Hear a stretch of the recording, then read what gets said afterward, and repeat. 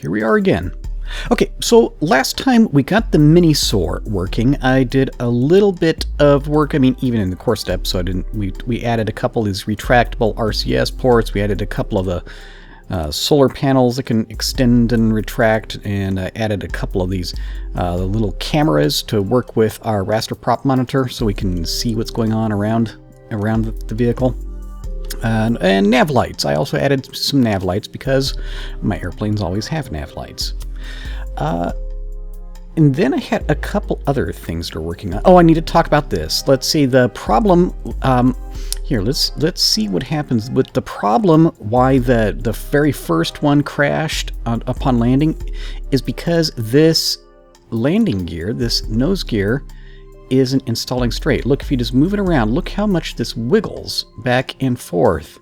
I didn't realize this was the problem at the time, is that it's extremely difficult, maybe impossible, to install this nose gear perfectly straight. It's always going to be just slightly crooked. That was the main thing that I needed to fix. For the next one, I've done just a little bit of work. So we went to mini SOAR number 1 Bravo. I suppose I don't need to have two different classification systems of the 01 and Bravo. This is just a mini SOAR Bravo, but what I did is I did a little bit of a change to the design of the nose. I actually went and I took the landing gear and installed it in so it's radially attached to the flat surface inside of there. Let me put that back. Let's see. Thank you. Alt. Come on. Yeah. Okay, so I did that. That was the big change for 01 Bravo. Let me see, is there anything else that I worked on with that? And I did some test flights with that, and it is nicely controllable. Things were working well. And then I started thinking about really what's going to be the focus. Oh, yeah, let me see, another thing that I did.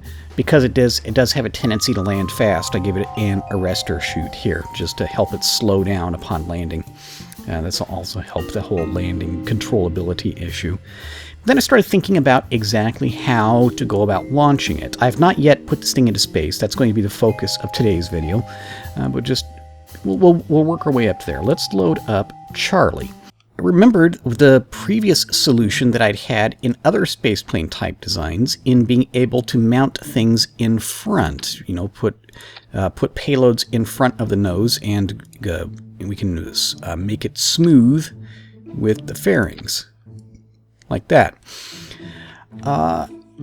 And then I was thinking, no, wait a minute. If I do something like that, at first I was thinking, small payloads. Even already the mission for this thing, we've got mission creep going on. Now I'm thinking about putting small payloads into orbit. But then I was thinking, why don't I put my fuel tank up here?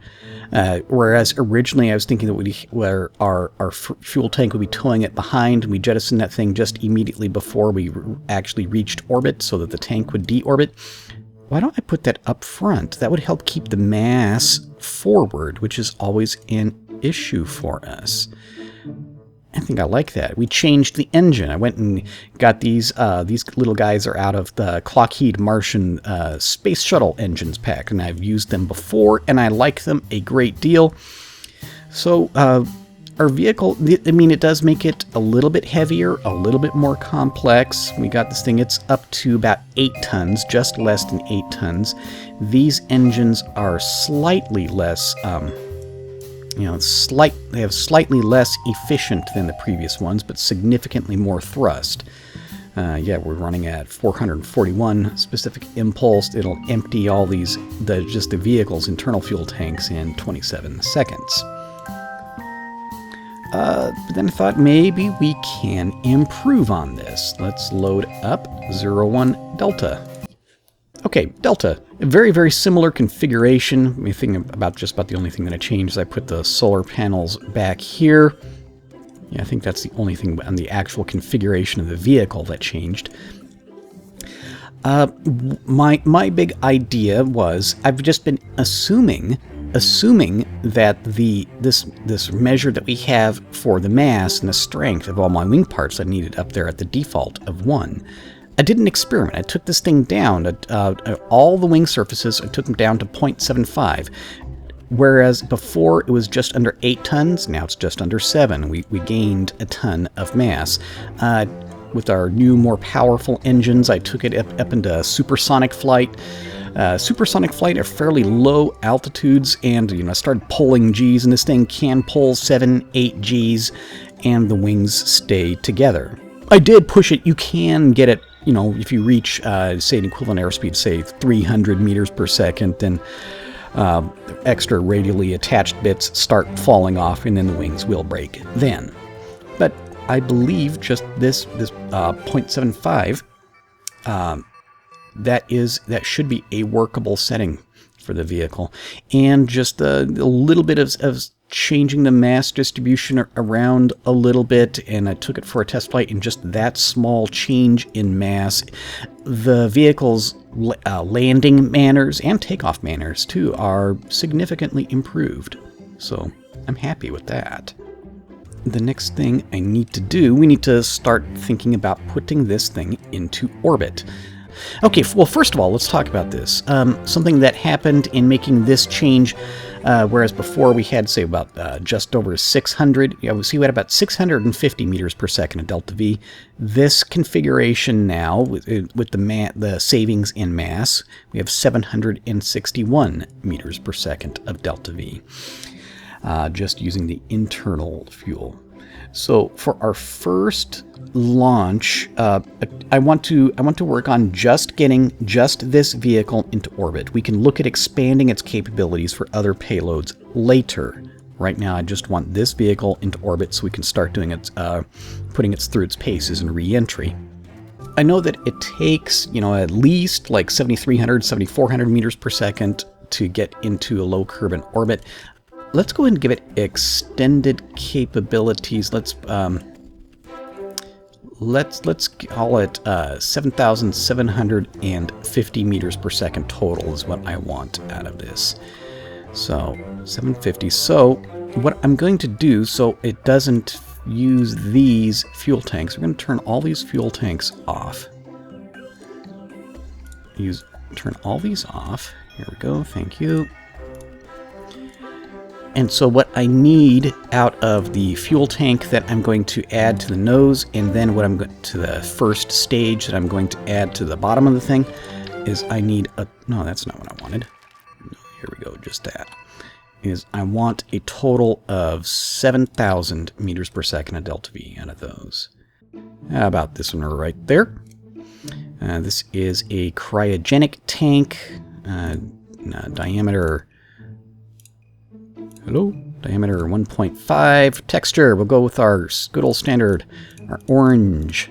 Probably not like this one matches the stock orange, but I think it's actually too orange. There's another texture in here. Yeah, there we go. We'll use the Delta 4 texture. We need to stick a nose cone on the front of that thing. Okay. 3,000 meters per second that way, another 750 out of the fuel tanks in the actual airplane itself. I just have them turned off. And then 4,000 is what I need out of the first stage. You know what? I'm actually going to call this the Echo. This is our launch configuration, just in case we end up changing things. Take a look at center of mass, right up there. I want to move that center of mass even further forward. So my plan is to actually break this into 2 separate tanks. Here's a single tank. What is it? 3,000 meters per second of delta V. Our center of mass is right there. If we do the 2 tanks, we separate the oxygen. Our center of mass is several meters forward. Exactly the same weight, exactly the same delta V. Trick that I did back when working in the space shuttle days in order to put more mass forward so we wouldn't have to gimbal quite so far. Save that. Okay. Did I say I wanted 7,000 meters per second without without burning this fuel? Let's do more than that. Let's go for more like 7,250. How about that idea? Just so we have a lot of fuel inside of the orbiter for use for orbital maneuvers and whatnot. Okay, step 2. We need, ideally, I would like this to be a 2-stage to orbit deal. Not counting. Okay, 2 stages and I guess you get 2.5 since we'll be dropping this big external fuel tank. One overall goal is I want to gradually be moving towards a totally reusable system where so already the orbiters will have reusable, our upper stage engines will be reusable, and eventually, since we're putting wings on the first stage anyway, I want to eventually make that thing reusable. Not going to be working on that problem just yet, though. Here, look, dimensions about like that, and we'll go with the same. I really like this whole setup, the mix of textures that I started doing with the Atlatl series. Okay. Oops, no, diameter. That's what I was after. And this one will be what, the redstone stripes? Yeah, there we go. Yeah, let's put a skipper on there, see what that does for us. Skipper, kerosene, liquid oxygen, tech level max. Put that up there like that. Kerosene, liquid oxygen. And this one, kerosene, liquid oxygen. Thrust to weight ratio. Is that my atmospheric thrust to weight ratio? It is not. Ooh, that's already bad. So now we'll just do that. Okay, let's just change that node offset. Give it a tiny little bit more. Yep, about like that. Okay, now, atmospheric. Oh, that's much better, 1.5. Now let's start growing this thing out some more, huh? I do not want to use any solid rocket boosters. We're going with the design philosophy. We're not going to use any solids on something that's going to be launching people. Yeah, okay, and what in atmospheric? And that's just about perfectly. I like to see it but between 1.2 and 1.3. Yeah, that's just about perfect. Now, what's our center of mass? It's way up there. We don't need to move our center of lift very far at all, and I can actually move that center of mass even further forward by duplicating the same trick. Close that, and now I'm going to split my first stage into 2 different tanks, matching these proportions. Yeah, that looks excellent. Take a look at our center of mass and our center of lift. So now we just need some wings back here. Let's fix this texture first. That would work. Make it all uniform across the whole thing. I think I kind of like that. Yeah, that's what I'm going with. Okay, that's cool. Yeah, okay, center mass way up here. You know, just even without having any wings on our booster stage yet, our center mass is not too far off from that center of lift. I bet it won't take very much wing to make this work. I'm actually thinking about maybe just go do all moving. Okay, these guys, we're going to go with the same thing that we tried earlier. I want them 0.75. We'll just have everything 0.75 unless and until I start seeing aerodynamic failures. Okay, these are control deflection. We want a very small number. Let's actually stick with, say, 5 degrees. 5 degrees. These will control pitch and roll, but not yaw. Okay. And pull it even further back. I mean, that's already real good right there. Now, make them slightly larger. Okay, done. Okay, and obviously we're going to have to add a little more fuel to this booster. Before I do that, let's go ahead and give ourselves something for yaw. Good. Okay, that looks like very, very reasonable proportions to me. First stage. First stage, yeah, 1.21 thrust to weight ratio, and it burns for just under 3 minutes. Second stage, the external fuel tank, it burns for a little over 3 minutes. And that should get us almost into orbit. And then recall that all this time I have all the orbiter's internal fuel tanks are turned off and are not a part of these calculations. And it has an additional 750. So altogether that adds up to 8,000. Of course, we'll lose some in the inefficiencies of launch, but that should work.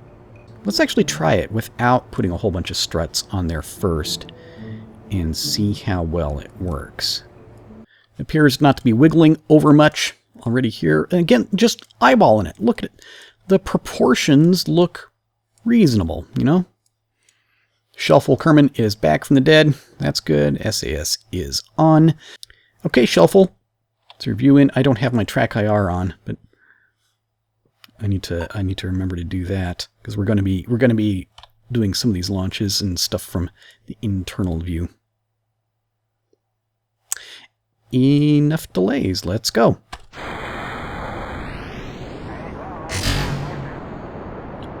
Okay. Gradual takeoff, and again, I'm running pretty slow here. Doing that OpenGL trick, I do have things. My game's performance does suffer, but it is still workable. Okay. Well, we're doing small pitch changes, and nothing terrible is happening. You can see it kind of flexing in the middle there a little bit. Maybe I should add some struts. Do I want to stop this launch already? Oh, look at that flex. I want to stop this. Revert flight, because this is not a real flight we're simulating. Yeah, let's go strut this thing up. Something here, and just run it up to there, like that, and duplicate it down on the bottom side. From the tank back to here. How about that idea? Okay. Yeah, it looks kind of ugly, but it should give us some rigidity. Alright, Shuffle. This time you're going to space. First time it's just a practice, whatever. Smooth takeoff. We're making pitch changes, we're making roll changes, yaw changes, and I mean, they're all small changes, but that's what we want. And nothing drastic is happening. Okay, this is cool. Vehicle is not fighting me or trying to run away or anything, you know? And now technically supersonic. Warning, chute deployment unsafe. Thank you, I wasn't going to deploy the chute, but thank you for watching out for me. Is it going to continue to give me this message that chute deployment is unsafe? Can I figure out how to turn that option off? I know about that. I may actually look at increasing the control travel on those tail fins on the booster. It's Kerbin looking very picturesque. I'm glad I got the clouds working again. Kind of wish I had shadows working, but apparently I'm doing the OpenGL thing, so I can actually run the game with a decent amount of mods. I just have to accept that I'm not going to have shadows. No real surprises. A little bit of wobble, but you expect that in a kind of a big, complicated stack like this. Okay. Throttle that up. It's trying to pitch. Is our pitch getting... Oh, are we running into the issues with these engines? That's not being controllable. That's an issue. More stage back there. Okay, let's RCS. Let's try to spin this thing around and try to point it prograde again and try this out. I was trying to correct... it's like, okay, you can see... Yeah, these engines... I've run into issues with these before. Yeah, they'll gimbal in one direction, but not in the other. That's an issue. And we'll throttle up, and I'm trying to correct it with RCS, and it is not working. Yeah, we need to fix that. Okay, stop. Let's revert flight.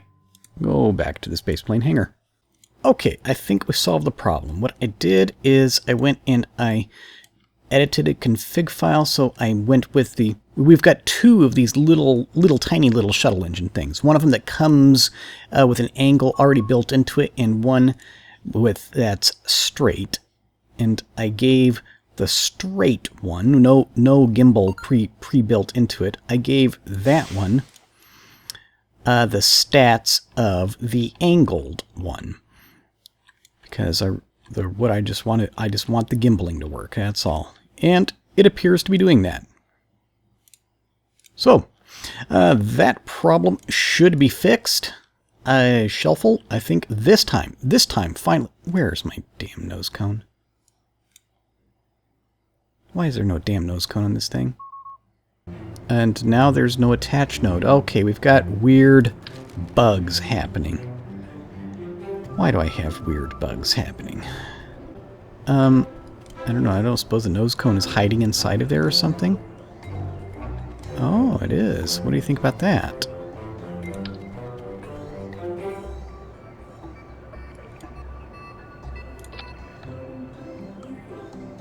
Why is it doing that? I have absolutely no idea why it's doing that.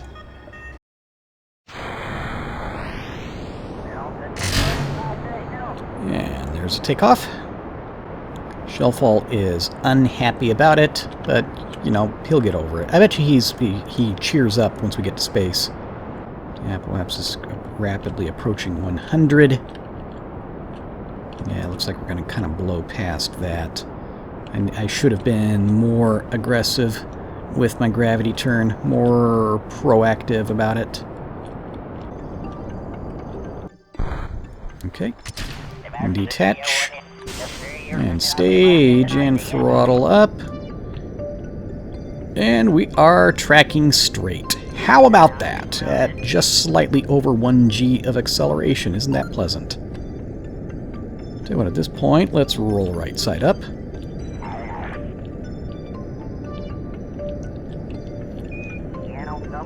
Yeah, okay, that is working perfectly fine. Yeah, it kind of looks kind of silly, but you know, we just have to tolerate this for another 2.5 minutes. Shellfall, calm down. He no longer appears upset. And again, the goal that I'm looking for, if I've got the timing and the measuring the fuel quantities and everything out, then I want our external fuel tank. I want this nose-mounted fuel tank to be exhausted and empty just before we reach orbit, so I can detach and the tank will deorbit on its own without me having to do anything else to it. Look at our periapsis rapidly approaching, coming around to positive numbers. Look at this, just a second away. Okay, that's good. So we'll detach that whole thing. I want to turn my RCS on, and I want to just RCS translate up away from that fuel tank. Good. Turn RCS off. Make sure throttle's to 0, and let's turn all my fuel tanks back on. Does anybody have a mod yet where I can just set a whole bunch of fuel tanks that I want to just click one button and they'll start working? Okay, and now lost all that mass behind. Let's be careful with our throttle setting. I guess we can just aim pure horizontal right now. It's taking more fuel to get this than what I wanted. So we got some more optimizing to do, but we're just about to hit orbit. Yeah, time to periapsis. Alright. Okay, it's kind of sloppy, but that is in orbit. We have 300 meters per second, delta V remaining. So I call that a success. Yeah, now he's happy. Shuffle, yeah, man. Okay, Shuffle didn't like a lot of the launch, but he likes being in orbit, so that's good. Tell you what, we need to let's extend all our solar panels. Maybe we've got too many solar panels. I don't know.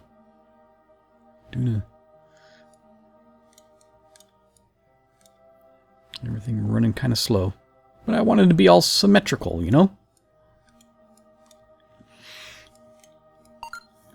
And so here's our mini SOAR in space. Once we no longer have the experimental development version. Once we go into the production version, it won't be called the mini SOAR. I'm thinking that we'll probably continue with the Tail Chaser series. And I gotta say, the thing looks pretty cool. I love this. I love this airplane. I think my own personal opinion, if I'm allowed to toot my own horn just a little bit, I think I really liked the Rock, the giant space shuttle I made so long ago. I like this one as much as I like the Rock. I think that is so extremely cool. Overall, the design works. So I'll leave it at that point. We'll come back later and we'll start talking about planning the thing through re-entry and optimizing the launcher. Maybe not necessarily in that order. I'll talk to you then. Goodbye.